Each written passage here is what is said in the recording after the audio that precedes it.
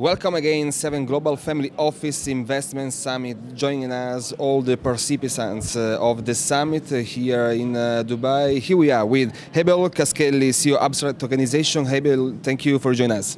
Thanks for having me. So let's start from the summit. Did you find the high level maybe you imagined before?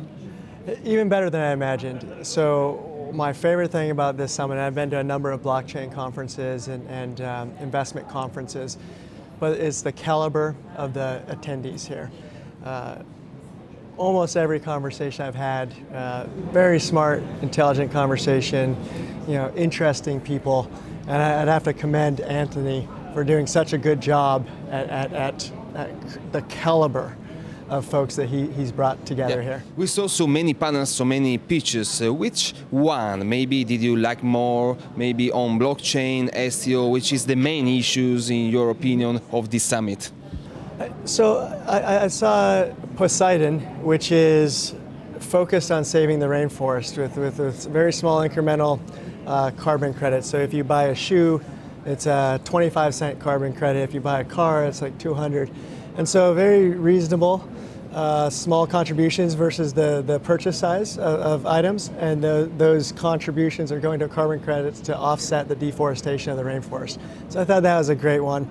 And I also like Crypto was pretty good. They're doing some security stuff that I think is fairly important. So I like that one as well. Yeah, so blockchain was one of the best issue of 2017, and in 2018 something changed. So I will ask you, and let's share with us, what do you think about these last trends about blockchain and cryptocurrencies, and maybe what's going on for the next year? Yeah. I think the really large trend right now is going from utility tokens and ICOs, which are access to a protocol. They don't typically carry any sort of ownership. They don't carry investor rights. They're not tied to an asset. They're not asset backed. And what we're seeing in 2018, it started in 2019, it'll really accelerate, is the advent of security tokens, also called digital securities or digital assets. And with those, they're SEC compliant as well as compliant with other security laws. They're actually backed by an asset, whether it be a company or real estate or elsewise, and as importantly, they actually carry investor rights, and you actually own a piece of the underlying asset, which are all different from the typical ICOs and utility tokens. So I really think we started this year, and next year will be the year of the STO, the security token offering, and with that, we're also seeing some really big developments for institutions. So for institutional capital to enter the market, they need qualified custodian, they need investor rights, they need a tie to ownership, and we need digital asset transfer agents. So everyone, we're seeing those developments happening right now, from Fidelity Digital Asset Services launching just last month to New York Stock Exchange parent company ICE launching Backed. And some of these developments like that are really a big deal for institutional capital to move into the space. So Abel, we understand something about you, about your business, but let's go deep inside your business, the business of abstract tokenization. What do you do? How do you do it? Yeah, so we're developing a platform specifically for commercial real estate sponsors to take care of the technical structuring of a security token offering. So the smart contracts and the token structuring. In addition to that, we're also automating the servicing of the investor cap table. So real estate sponsors can move from 10 investors on cap table to 10,000 without any extra work for them, because we're automating it through our smart contracts. This is a very big development because we're removing some of these manual processes and inefficiencies in the commercial real estate space and improving them with automated processes. Secondly, we're creating liquidity. So under the Jobs Act and several regulations like Reg D 506C, Reg S, Reg A+, we're actually able to raise capital at lower minimums and with much more liquidity. So instead of being locked up for 7 years, 5, 7, or 10 years for institutional quality commercial real estate, we're now able to reduce that down to 1 year in the US and just a few months internationally.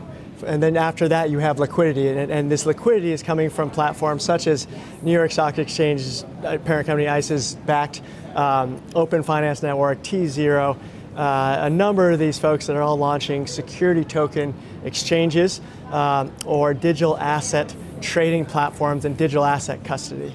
Abel, you talked about STO as the next best player for 2019. Maybe, let me say, a really game changer in the sector. What about you? Are you gonna have your own STO in the next year?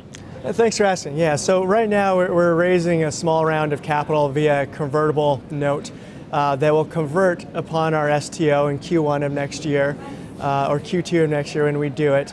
It'll convert into either security tokens or preferred equity. So that way we're able to appeal to both traditional investors, VCs and angels who still feel a little bit more comfortable with preferred equity. As they get more comfortable, they will have the option to convert that into security tokens or digital assets. Abel, let's be honest, on the market here we see many companies, maybe like you, that makes things maybe better than others, but what now makes the real difference between you, between the best ideas and the worst ideas? I think it's a good question. Number one, it's the team. You know, the backgrounds of the team, the expertise and experience is the most important, just like with any technology company. It's always about the team. Secondly, I think the strategy is very important. Right now we're seeing a lot of generalists in this space who are trying to be everything to everyone.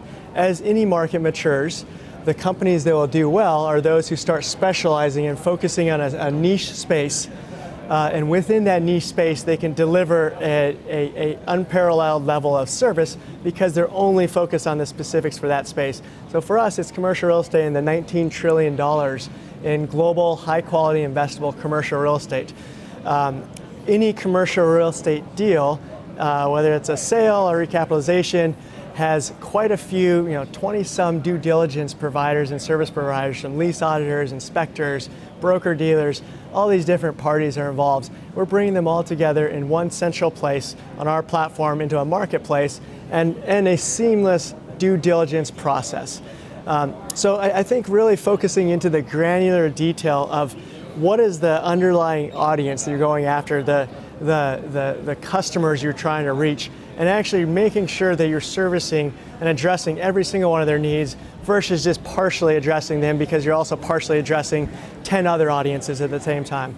Abel, back to the summit, Anthony Ritossa made a huge job to gain here and to join here all these investors, all these royal families and so on, the best ideas maybe on the market. Which are your experience so by now in a few words? Yeah, it was really a pleasure to be invited out by Anthony, and I'd like to thank him for such a good job that he's done putting together this summit.